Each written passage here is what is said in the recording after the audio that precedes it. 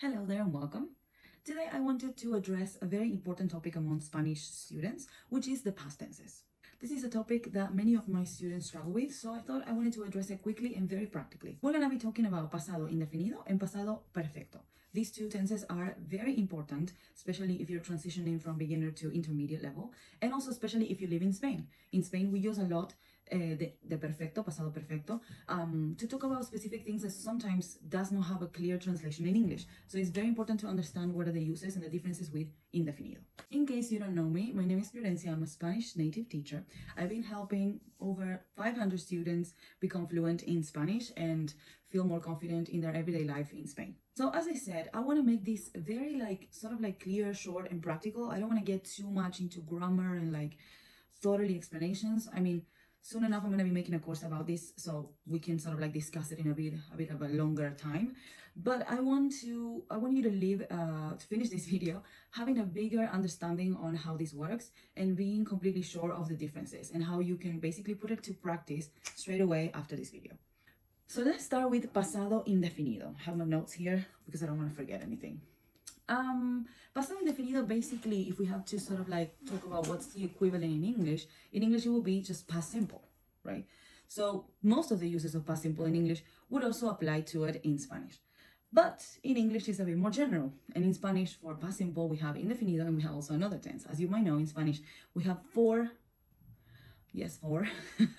past tenses that we switch in between depending on what is the use that we're given to what we want to express. So we're gonna just address two of them here. Have in mind there are two other, okay? So we're gonna address that in another video. If you are sort of into these explanations, if you like this video, we can address them in another one. But I just want to go over these two, indefinido and perfecto, because they're very useful, like I said before, for us to know, especially if you're becoming an intermediate learner and if you're living in Spain. So indefinido, it's sort of like the past simple in English. Sort of like I'm saying, because there are more tenses, like I said before. But it has one clear use. And this is something that I want you to just understand. There's only one use of indefinido that we are going to be addressing. And it's just to talk about concrete situations that are over in the past. That is it.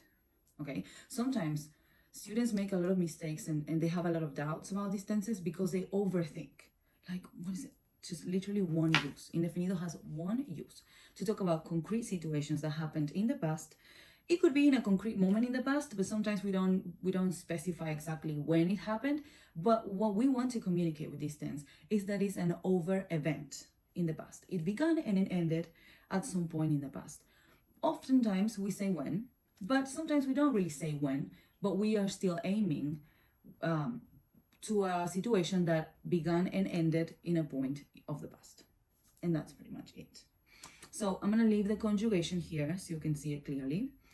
This tense has a lot of irregular verbs, okay? And the conjugation as well, it's a little bit annoying, I'm not going to lie. It has a lot of different endings that we need to learn. There's no shortcuts for that, to be honest. There's no magic recipes. And it is important that we learn all the conjugations. A lot of students ask me, well, can I get away with it? You can get away with it, I mean, but you will never fully be precise or express yourself in a way that others can really understand and switching between subjects clearly if you don't really go over the conjugations. You don't have to be perfect for tomorrow or, feel bad if you don't know or if you forget one, it's fine. But it has to be your goal over time to get more accustomed to them. A great exercise is to write them down all the time, write different verbs, different conjugations. Write down something that you did yesterday, for example, and use the past tenses.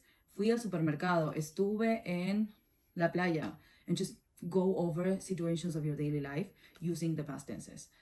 That is a very good way to exercise, and obviously worksheets as well, and obviously apply it to conversation is always super important, that we also do in all of our classes, because that is when you basically connect the idea and the tense and the ending to a certain situation and it becomes more real. And also you listening to yourself saying it also makes you remember it. So obviously there's a lot of ways to practice this. I do recommend to take some time into understanding the different endings because it's important. In Spanish, it's super important. So we have many irregulars as well. You don't need to know them all by tomorrow, but for example, certain ones like hacer, which is hice, estuve, from estar, ir is fui, poder is pude, venir, vine. Those ones are kind of like important to know because we're always going to be using them in phrases of our everyday life. And then there's other ones that you can sort of like learn over time, not super necessary for now. But yes, these ones are kind of important. So examples, we can say things that are over in the past, in a concrete time of the past, or just that are over, that had a beginning and an ending in the past. For example, I can say, I traveled a lot last year. Viajé mucho el año pasado. Estudié en la universidad en 2010. I studied in university in 2010. Here I'm being more concrete. I can say in 2010, yesterday, I can say last week, I can say last year. Have in mind all of the time markers that we're going to use in indefinido are going to be over in the past. Not ongoing, not something that we can connect to the present. Over. Yesterday is over, last week is over, the year before that is over, 2020 it's over. All of those time markers, you can connect them with indefinido. You can also just say something that you did without saying when in indefinido, but what you want to communicate with that is that it's over for you. For example, I can say, yo viví en Cuba. I might not say when, because it's not relevant or because I don't want to, but the fact that I'm using indefinido to talk about this in the past, viví en Cuba, it means that I treat this as something that happened and it's over. And it's probably over a long time ago now for me. It had a beginning and it had an ending, done in the past. So this is also what we want to communicate when we use this tense. You have to have in mind that we have rules that we can use to talk about indefinido, perfecto, and all the other past tenses that we have in Spanish. But the thing about us in Spanish when we use the past tenses is that, yes, we have certain rules that we cannot break. But also for us, we think about them as tools to talk about different intentions or how we see a situation in the past. If we see it as an over event, if we see it as something that sort of like it's still open or connected to the present, if we see it as something that happened before another past event, if we see it as an anecdote, like we're telling a story from the perspective of us being in the story in that time, if we're seeing as a description of an ongoing situation that lasted for a period of time. So it depends on how you see the story. So in a lot of situations, you can express the same thought with different tenses, depending on how you want to present it. So this is something that you should have in mind. Of course, as a learner, you're not going to grasp all of these things by tomorrow. So we need to focus a lot on the general rules, because that's going to give you a clear sort of like framework to use the tense correctly. But as we move on, you have to understand that sometimes one same idea could be expressed in different ways, depending on what's our take or what's our vision or view about that situation in the past personally. This is very important to understand as well.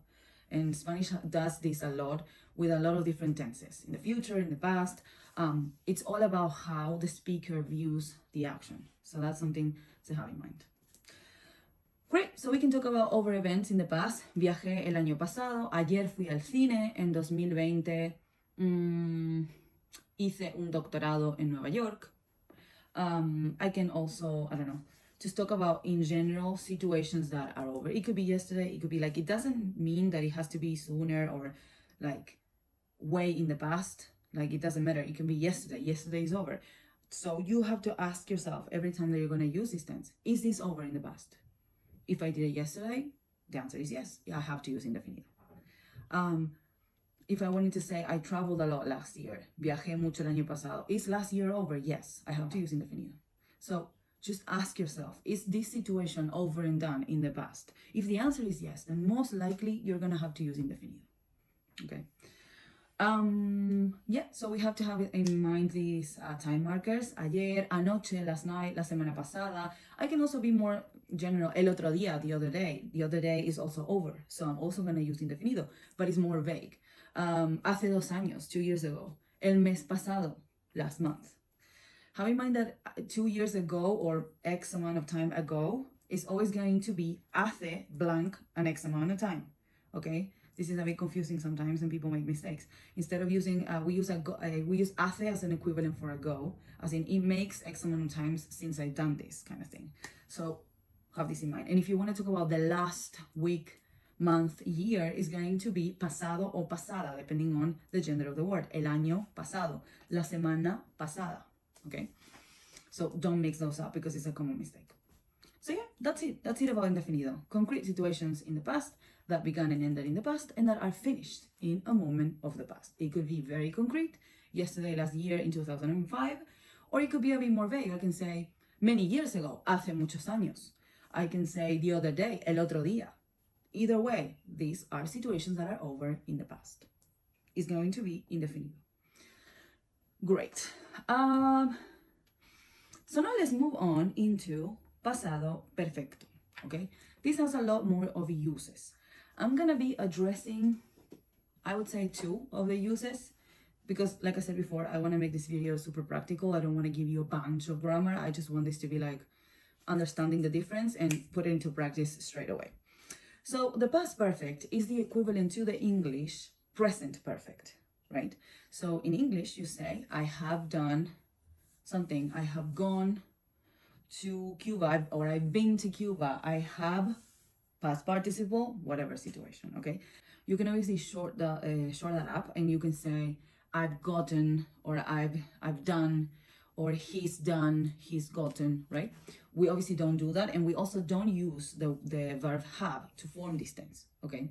So here you cannot translate from English. Many people want to do, oh, okay, so then I would say yo tengo, and then I would say done, right? How do I say done? Hecho. Yo tengo hecho. No, that wouldn't work, okay? We have to sort of like frame this tense into a whole, another ending and another auxiliary that we use in Spanish that is very much different from the English version. So just have in mind that pasado perfecto, in English, the equivalent is going to be present perfect, okay? So in English, you say, I have gone, I have done, he has worked, okay? In Spanish, it's gonna have a completely different layout. See, we're not gonna use the verb have, but it's the equivalent to how we use that tense in English with certain differences, okay? So we have to pay attention here of how we use it. Now, the first most important use of this tense in Spanish and in English is that we're going to use it for past experiences, things we have done in the past, without really mentioning when they happened. We know that they occurred, they happened already in a certain time of the past, but we're not going to say exactly when. And it's not going to be an over and done situation like indefinido, like the use of indefinido. It's going to be a more vague situation, something that we have done and something that has a connection to the present. And this sounds really weird, but I'm gonna explain. So for example, I can say things like, I have traveled through many countries in the world.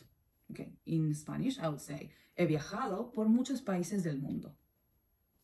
Now, what does this tell me when I'm communicating this idea?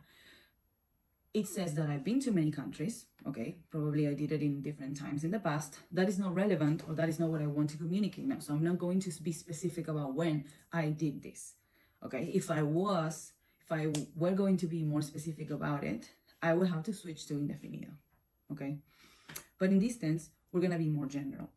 And it's like, what is the connection to the present? Well, that I probably now have a certain knowledge about different countries, about trips, because this is what I have done in my life, okay? So it's sort of like an experience, something that we have experienced over the course of our lives, okay? Instead of being specific about it, I went to this place, in this year, yesterday, last week, I'm going to be like, this is what I have experienced over the course of my life. And now I know a lot about traveling. I know a lot about these countries. I have certain information now because I've experienced these things, these situations in my life, okay? So that is sort of like the connection. It's a bit deep to understand, but I think it's clear. And also, it's just in general, something that I have done over the course of my life, okay? I don't want to get into details, into where, when I did them. I just wanted to say that I have experienced this, okay? I feel like in English, this should be the same. It's actually the same. And then we can also ask people, have you ever done this before? Have you ever been to Cuba? ¿Has estado alguna vez en Cuba? And you can say, yes, I have been. I have been in Cuba before. In my life, I've experienced this, okay? So you have to always sort of like think about that. So that is one of the uses of the past perfect. Just in general, if we don't want to be specific about when exactly we did something, as in a concrete event done in the past, we can just generalize without saying specifically when this happened and just point it out as an experience that we have done over the course of our lives that now has a certain connection to sort of like how I live or what I know or just my experience of the world, my knowledge, let's say, something like that. This is very much equivalent to the English version, okay? And then this is the conjugation.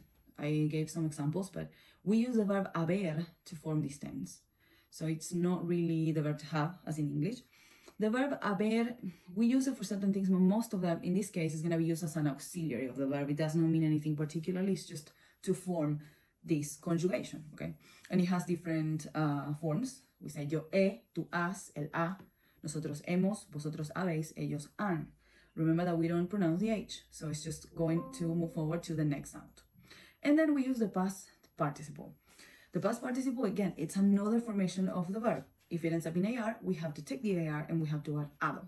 So for example, hablar will become hablado. Trabajar, it will become trabajado. And if it ends up in ER or in IR, then we take the ER and the IR and we will add ido. So for example, comer, comido. Vivir, vivido. Okay, so pretty much all of the verbs, we can work it out this way. Obviously, we have some irregulars that you can see here as well. But we don't have many irregulars in this tense. So I feel like we're good to go. Obviously, it's not about getting obsessed with knowing all of them, but certain ones are very important. Like, for example, hecho from hacer, visto from ver, escrito from escribir. Those ones are kind of like important to learn them.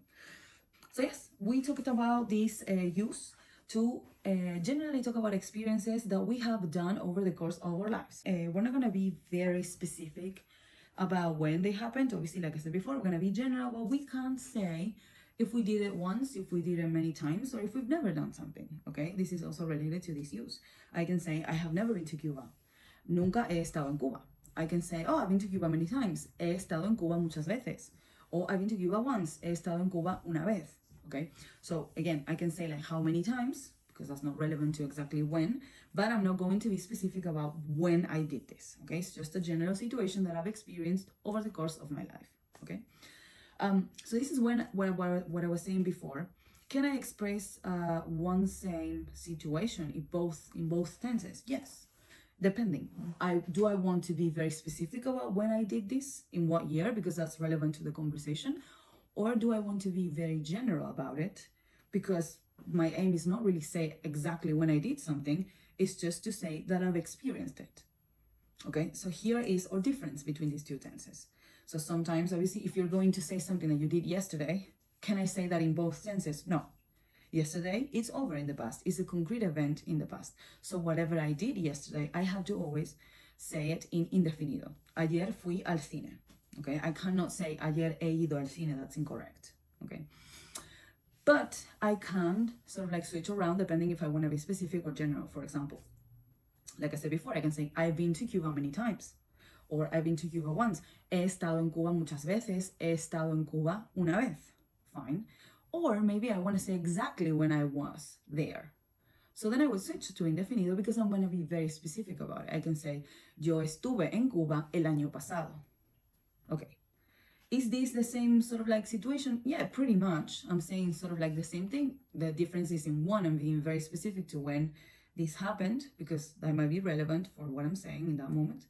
Or in the other one, I'm just being general because my aim is not really to say when I did them, but I just want the other person to understand that I have a certain consequence, a certain connection to the present. I know things about Cuba now because I've been there. Maybe it's not really relevant when, but I've been there. So I want to say, I want to communicate that this is something that I've experienced. Okay, so this is the two different ways to see one same situation. Sometimes we can sort of change it up depending on what we want to communicate, but we want to have clear what are the uses of these two tenses. So this is in general sort of like the uses of these tenses. There are more uses of past perfect, but like I said, I don't want to get into too much details. I want you to have like a big picture of these two tenses and how are they used and how you can sort of implement these to your everyday lives. I'm going to list another tiny use of pasado perfecto that is also connected to what we just said, like experiences, something that we have done over the course of our lives with a connection to the present. We can also use certain time frames in past perfect that are not over completely. For example, if I say este mes, este año, esta semana, okay, this month, this year, this week. If I'm talking about the current week, the current month, the current year, these time frames are sort of like I'm specifying it, but it's still not really, because it's like a big time frame, and it's also not over because I'm still coursing this month. I'm still coursing this week. It's not over for me yet. I'm still coursing this year. Okay, the year just started. So you can also talk about situations that you have done over the course of the month, the year, over the course of the day as well. Okay, and these are situations that we're not going to be specific about. We're going to use pasado perfecto. So for example, I can say, esta semana he entrenado 2 veces. This week I have trained 2 times. Why am I saying I have trained? Because I'm using the marker this week. This week is not over. I'm still coursing this week. Same thing, este mes he cenado con mi familia 2 veces. This month I have dinner with my family. I've had dinner with my family 2 times. This month it's not over for me yet. I'm still coursing it. It's not, I can't treat it as an over event and use indefinido because this is a still ongoing situation. It's an ongoing time marker. So this is the other use that we should have in mind. One important thing, another time marker that fits into this description is today, hoy. Okay, so be very careful here because in English, depending on where you're from, sometimes the things you did today, you would normally express them in indefinido, like in past simple. You would say, today I went to the gym, today I did some shopping, today I saw my friends, right? But in Spanish, we won't, because today for us, it's not over. It's not an over situation. I'm still coursing the day. So I cannot treat it as an over event yet. So whatever I did today, I'm going to express it with pasado perfecto as well. For example, hoy he ido al supermercado, hoy he visto a mi familia, hoy he hecho la compra. Okay, so all of these situations that we have done over the course of the day, because the day is not over, we're also going to express them with pasado perfecto. Okay, so indefinido, concrete events that are over in the past, that have a start and an ending in the past, and I consider them done. I can also use specific time markers like yesterday, last week, in a certain year, in 2012. And pasado perfecto is more for general experiences that we have done over the course of our lives, or situations that we have done as well over the course of a time marker that is ongoing, that is not over, like this month, this year, this week, and today, for example. Okay, so those are the 2 big differences about these tenses. Have in mind that you cannot mix it up. For example, if I'm saying, esta semana, this week, esta semana he entrenado 2 veces. This week I have trained 2 times. And then let's say today's Sunday, right? If I wanted to say on Monday I trained, I have to say el lunes entrené. This week I've trained. On Monday I trained. Esta semana he entrenado. El lunes entrené. Okay? El lunes, it's over. Today's Sunday. Monday is over in the past. I'm talking about the past one. So if it's an over situation, I will have to switch to indefinido. Okay? But if I'm talking about this week is not over. So I will have to use past perfect there.